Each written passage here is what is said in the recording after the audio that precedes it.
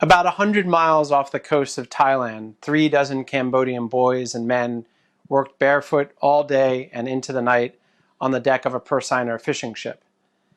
15-foot swells climbed the sides of this vessel, clipping the crew below the knees. Ocean spray and fish innards made the floor skating rink slippery.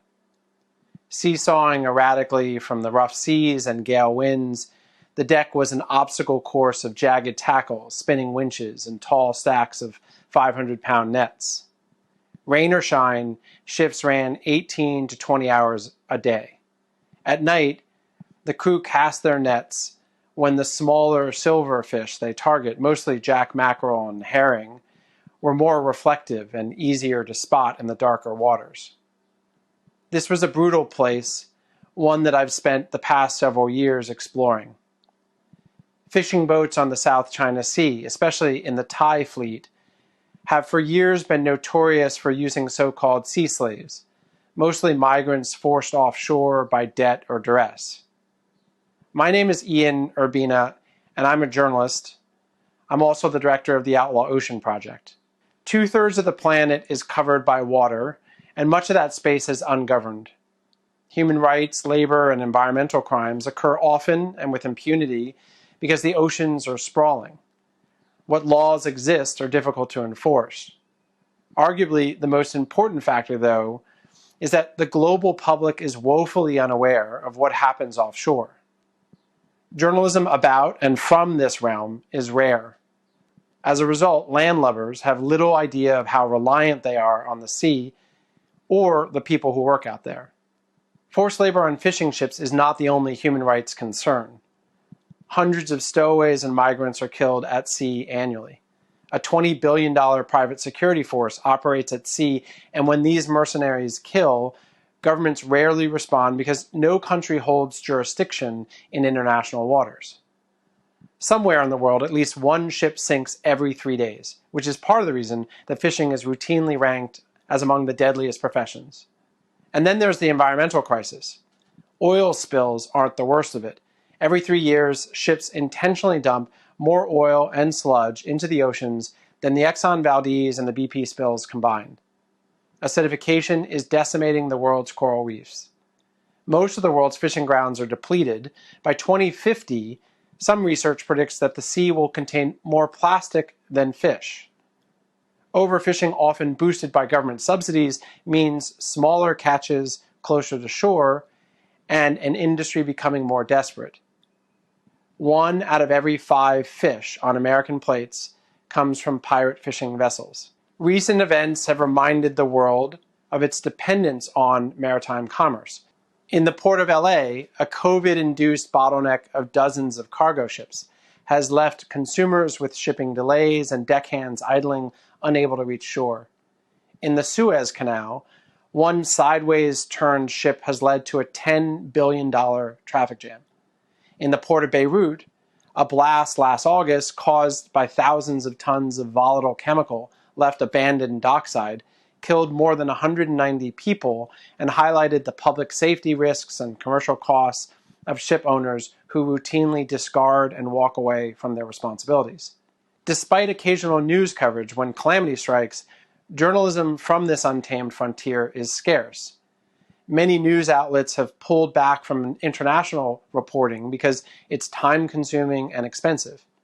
The stories about the oceans or seafarers that do get published tend to be reported not at sea, but written from land, often repackaging academic research and relying on telephone-based reporting, which limits their narrative and evocative potential and thus their impact.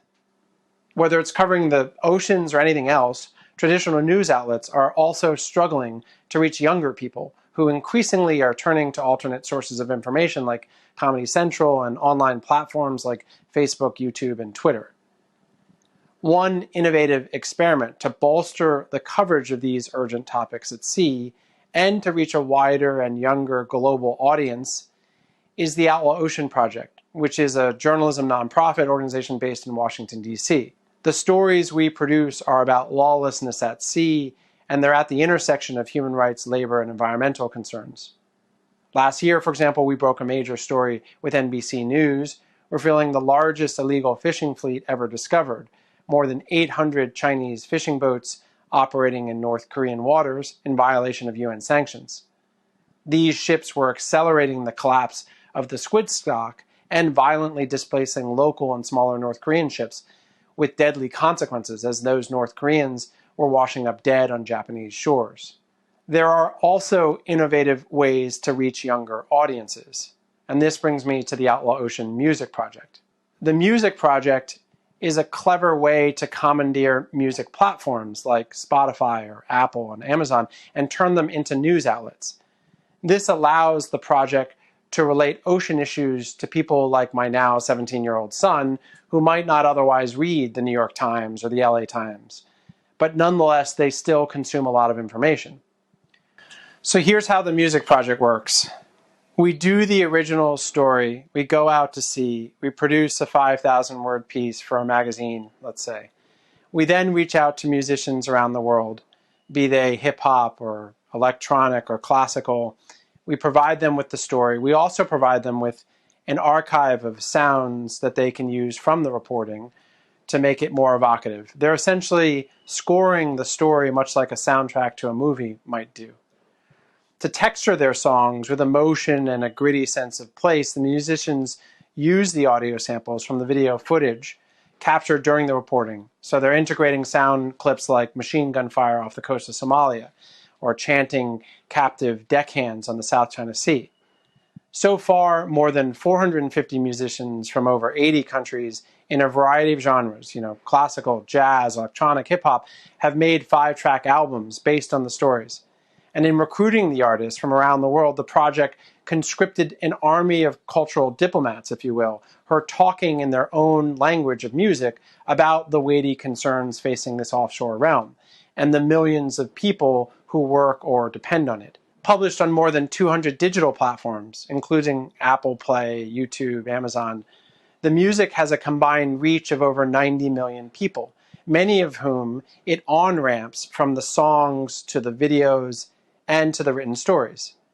The digital music also helps cover the costs of this distinctly expensive type of international journalism, as the streaming revenue from the songs goes toward funding more reporting.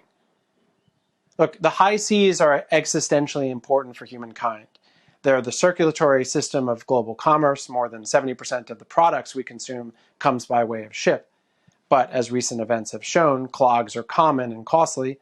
The oceans are also the temperature stabilizer of the planet and the lungs of the globe, producing half the oxygen we breathe.